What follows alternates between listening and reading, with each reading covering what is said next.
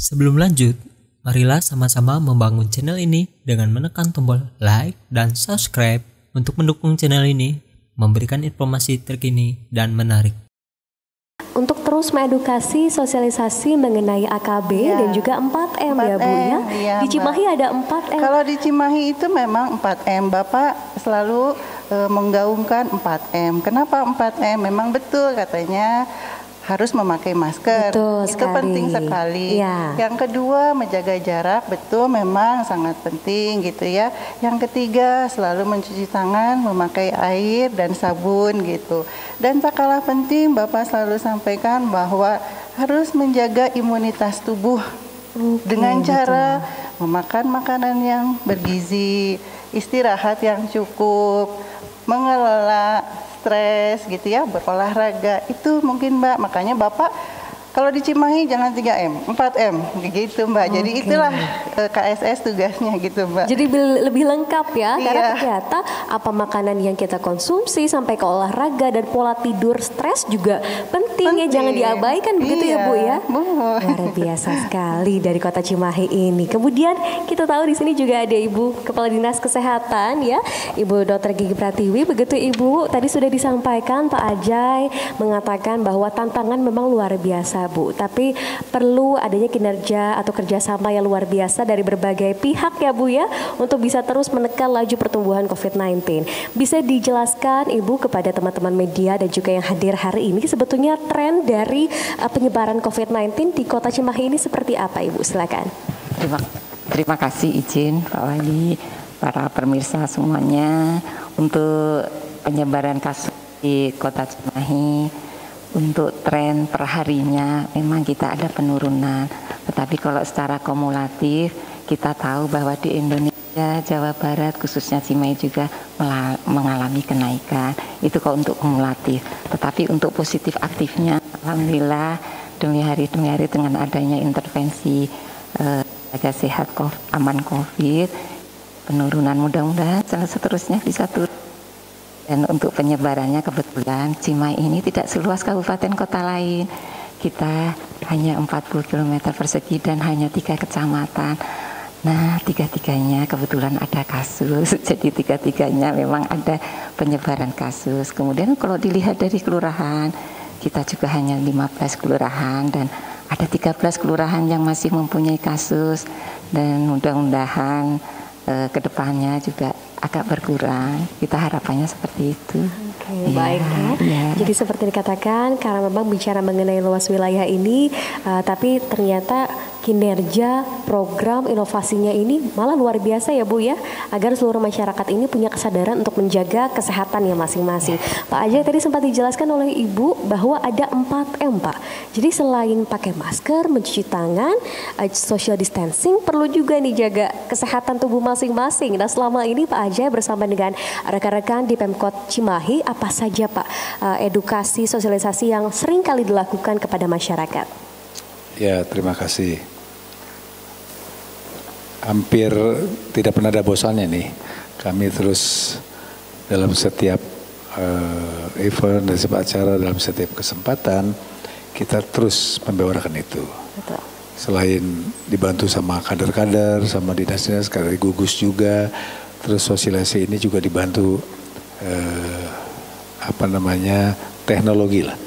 Teknologi seperti ya di media sosial, betul, seperti di apapun lah, dengan pamflet-pamflet, dengan gugus tugas melalui dinas kesehatan, dan hampir semua acara di dinas pun tidak boleh lupa itu diselipkan bahwa bagaimana AKB ini harus menjadi sebuah bagian yang tidak terpisahkan dari kehidupan masyarakat, khususnya masyarakat Kota Cimahi.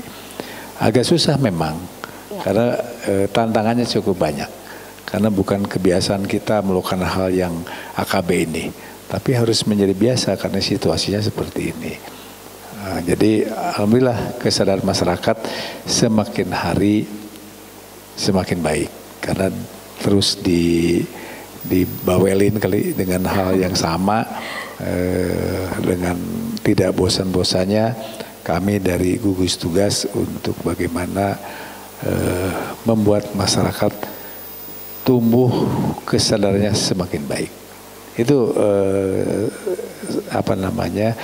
yang menjadi dasar dari semua, bagaimana kesadaran ini harus muncul dalam dirinya, karena virus ini kan kita ketahui satu untuk semua, bahwa menghadapi ini sering dalam setiap kesempatan rumusnya hanya satu, bagaimana ini secara bersama-sama kita menghadapi ini dengan saling mengingatkan satu sama lain. Jadi gitu, melalui media sosial, melalui acara-acara, melalui door to door juga, melalui semuanya di tingkat kelurahan sampai di tingkat yang paling bawah di RW dan RT-nya. Gitu, Mbak. Baik, jadi tadi Bapak katakan dibawelin masyarakat, tapi bawelnya untuk kebaikan karena sayang begitu ya sama warganya, pastinya seperti itu ya. Dan Ibu Lucy, ini menarik sekali kalau kita bahas mengenai siaga sehat aman COVID-19 ini, sebetulnya mekanismenya seperti apa, Bu? Ini artinya betul-betul turun langsung ya, terjun langsung ke kewilayahan ya, Bu ya? Iya, betul, Mbak. Jadi saya gitu ya sebagai Ketua Tim Penggerak PKK, dari pemerintahan, melalui Dinas Kesehatan, lalu ada akademisi gitu ya, kami bekerja sama untuk turun langsung ke lapangan, ke kelurahan gitu, mengintervensi. Bapak juga ikut turun langsung, sudah dilakukan ke 15 kelurahan gitu. Harapannya ya supaya masyarakatnya sadar itu dengan AKB dan 4M itu.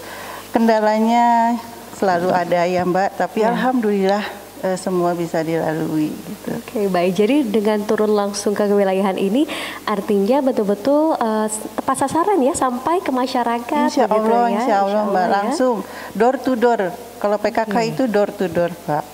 Mereka itu adalah garda terdepan, jadi sudah biasa seperti itu. Nah, kondisi sekarang ini mereka turun langsung ke lapangan. Luar biasa. Terutama kita bicara mengenai PKK ya. Ini banyak dari kaum ibu, terutama ibu ini kan punya peran yang sangat penting ya Bu ya, untuk mengedukasi anak-anaknya, misalkan seperti itu ya Bu ya. Iya, apalagi sekarang dengan kondisi sekarang ini anak-anak sekolah banyak yang ya tidak sekolah di rumah. Betul. Nah, itu juga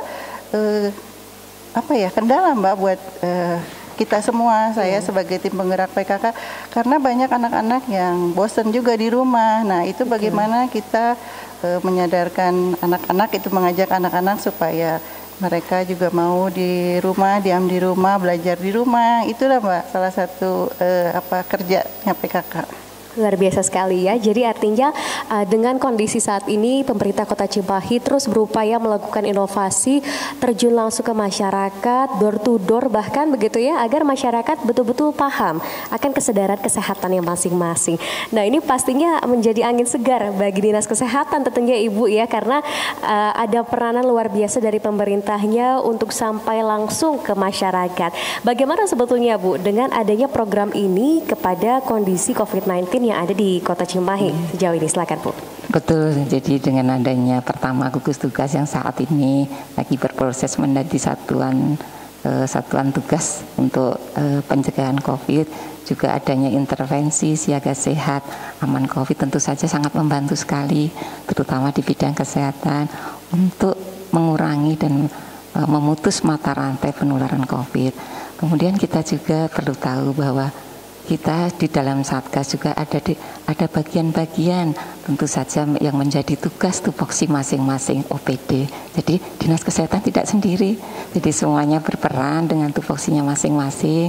Untuk perubahan perilaku ada sendiri, kemudian bidang kesehatan juga ada sendiri, dan kita berkolaborasi, berintegrasi untuk mengemban tugas ini semua. Dan demi Kota Cimahi mudah-mudahan COVID ini segera berakhir, himbauannya kita. Oke, betapa pentingnya kolaborasi begitu ya Bu ya, dengan akhirnya menghadirkan program ini luar biasa sekali Pak Aji.